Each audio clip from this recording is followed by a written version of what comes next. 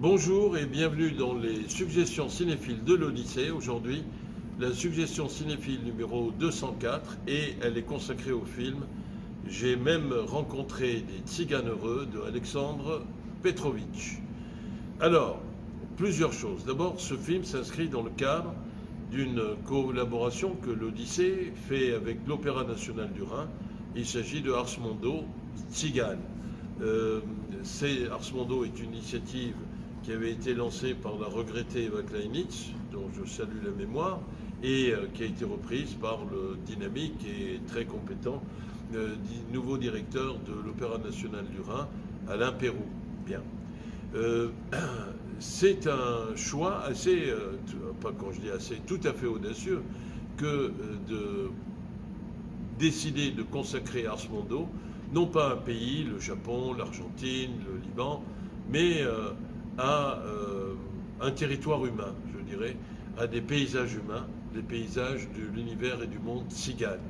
Et évidemment, dans le cadre de ce cycle, qui était l'affiche jusqu'au 4 ou 5 avril à l'Odyssée, eh bien, le film d'Alexandre Petrovitch est un film qui a toute sa place, et même c'est le premier film qui a sa place dans un cycle pareil.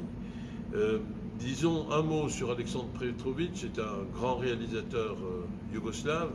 Le film a été réalisé en 1967. À l'époque, la Yougoslavie était une terre de cinéma et de cinéastes. La cinématographie yougoslave était très très performante, audacieuse, un peu impertinente et rebelle par rapport au pouvoir titiste, qui évidemment n'avait rien à voir avec un régime stalinien, mais était un régime autoritaire et despotique, il faut dire les choses comme elles sont, qui avait cependant quelques qualités liées à ses nombreux défauts, ce système-là, et notamment de soutenir et de favoriser une créativité cinématographique. Alors, un petit mot aussi encore pour Alexandre Petrovitch.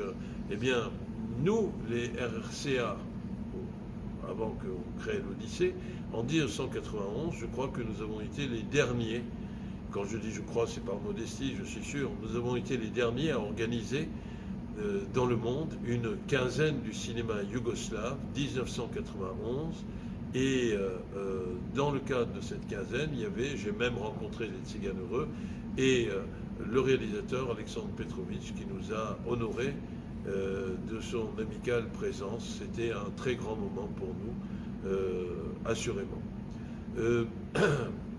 Et le titre de cette manifestation était Qui filme là-bas, en liaison avec un film qui s'appelle Qui chante là-bas, qui était aussi un des grands fleurons de la cinématographie yougoslave, aujourd'hui disparu puisque la Yougoslavie s'est suicidée, a explosé à travers des tragédies en 6 républiques. Alexandre Petrovitch, en 1967, fait un film qui est révolutionnaire car c'est la première fois qu'on tourne un film sur l'univers tzigane. Et son parti pris à Alexandre Petrovitch, ça va être de faire un film de fiction, bien sûr, mais avec une épaisseur documentée très forte. C'est une fiction documentée, si vous préférez. Et cela va se traduire par le fait qu'il va faire jouer beaucoup d'actrices et d'acteurs, non professionnels d'ailleurs, issus du monde tzigane. Alors, le film, c'est un film de fiction, mais pour la première fois, il y a des gens issus de l'univers tzigane qui jouent dans un film.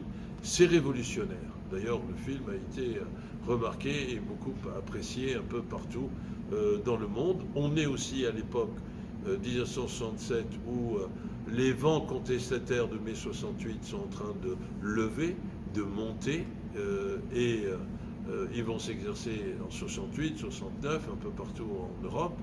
Et donc c'est un film qui anticipe en quelque sorte et qui est un film tout à fait innovant et impertinent parce que ce film décide de parler d'un univers qui est considéré par les officiels au pouvoir comme étant à la marge et comme étant, disons, une tolérance que le monde officiel peut accepter de voir vivre à ses côtés, mais qui est un monde qui n'est pas revendiqué et qui est l'objet de beaucoup de préjugés.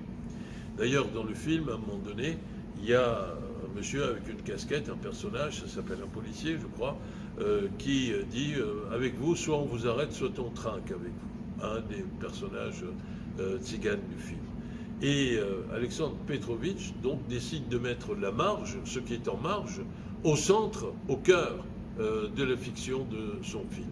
Et de ce point de vue-là, il faut noter qu'il va tracer un portrait des caractéristiques de l'univers tzigane, avec ceci de particulier pour montrer, notamment ce trait particulier, que c'est un univers qui est libre comme l'air, qui essaye d'être libre comme l'air, qui est un univers qui veut en permanence ne pas se réduire à l'assujettissement aux normes, aux pesanteurs, aux convenances qui sont justement le propre de l'officialité de toute société qui se respecte, de toute notabilité qui prétend se respecter et se faire respecter. Et là, on voit donc au contraire des gens qui sont libres. Pour autant, Petrovitch ne fait pas un portrait idyllique, à l'eau de rose de l'univers tzigane. C'est un univers qui connaît ses aspects, qui a les défauts de ses qualités et qui a toute une série de problèmes. D'abord, la rugosité des conditions dans lesquelles on vit. C'est un monde âpre, c'est un monde qui rend malheureux et qui fait que les gens, par malheur et par souffrance, sont amenés aussi à se comporter mal. Mais en permanence, c'est un univers qui revendique la possibilité de vivre l'instant dans toute sa plénitude, même si c'est une plénitude qui est limitée et qui est condamnée à s'abolir dans le mouvement même de son propre accomplissement, et qui nous montre que cette plénitude, même passagère, même éphémère, eh bien, mérite d'être revendiquée et mérite d'être vécue. Et de ce point de vue-là, c'est évidemment la musique qui joue un rôle fondamental. La musique, non pas une musique qu'on étudie dans des conservatoires, qui est retranscrite dans des partitions, qui est archivée, cataloguée, enfin avec toute une démarche comme il faut, etc. C'est une musique qui flotte dans l'air et que l'on saisit chaque fois qu'on a la possibilité de vivre, de faire vivre et de faire résonner cette musique, et que l'instant propice s'y prête de manière propice. Voilà. C'est une musique que l'on attrape au vol, au passage. Évidemment, et notamment au passage de la consommation d'alcool, parce que l'alcool permet de désinhiber de toutes les souffrances, de toutes les crispations qu'une réalité dure entraîne. La musique, cette plénitude instantanée mais éphémère, eh bien, sont des fenêtres d'azur ouvertes sur la trame grise d'un quotidien au miasme morbide, pour parler comme Baudelaire. Et c'est quelque chose de formidable que l'on voit dans ce film. Il y a une chanteuse qui joue son propre rôle, qui est extraordinaire. Et on voit que dans cet univers âpre, eh bien, il y a des fulgurances, des éclairs comme ça, de moments d'intensité qui sont d'autant plus mis en valeur que c'est un univers tzigane dans lequel les convenances sont au service de la recherche de la liberté individuelle et non pas les parcours individuels au service du respect et de la soumission aux convenances et aux normes. C'est toute la différence qu'il y a entre l'officiel, le conformisme officiel et la revendication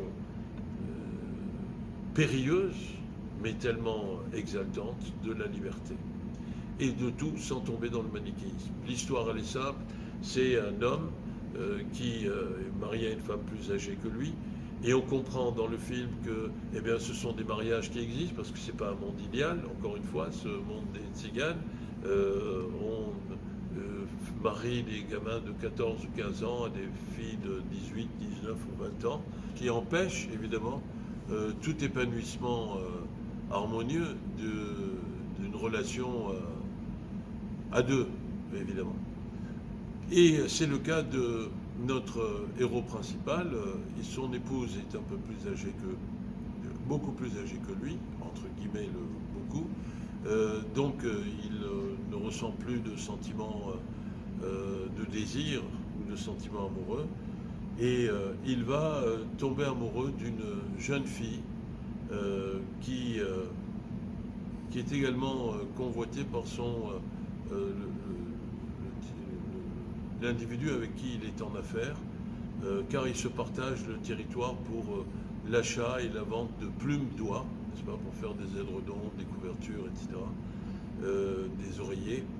Et évidemment, une rivalité va naître, et cette rivalité va mal se terminer, puisque le rival de Bora sera tué, et du coup on bascule dans la tragédie. Au fond, les sentiments font brûler de désir et de passion les personnages dans ce film, mais en même temps ne les font que s'enfoncer davantage dans les filets, de façon incompressible, dans les filets du destin et de la tragédie.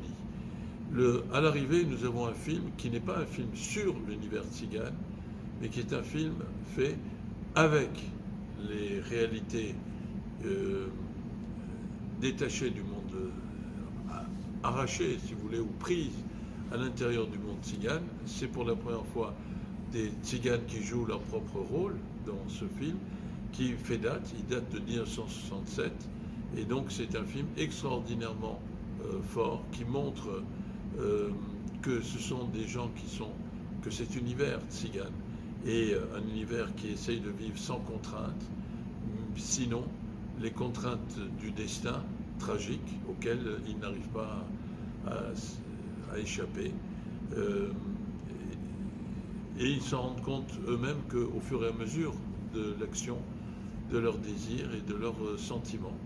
Il y a une très belle chanson tzigane qui dit je pensais qu'il pleuvait alors que c'était mes larmes qui remplissaient mes yeux. Et c'est-à-dire qu'on pleure et on ne sait même pas pourquoi on pleure, mais c'est normal qu'on pleure parce que c'est le destin tragique des sentiments qu'on essaye de vivre pleinement, sans s'assujettir aux contraintes qui existent. Et la chanson, évidemment, le titre du film vient de la chanson. J'ai même rencontré des tziganes heureux.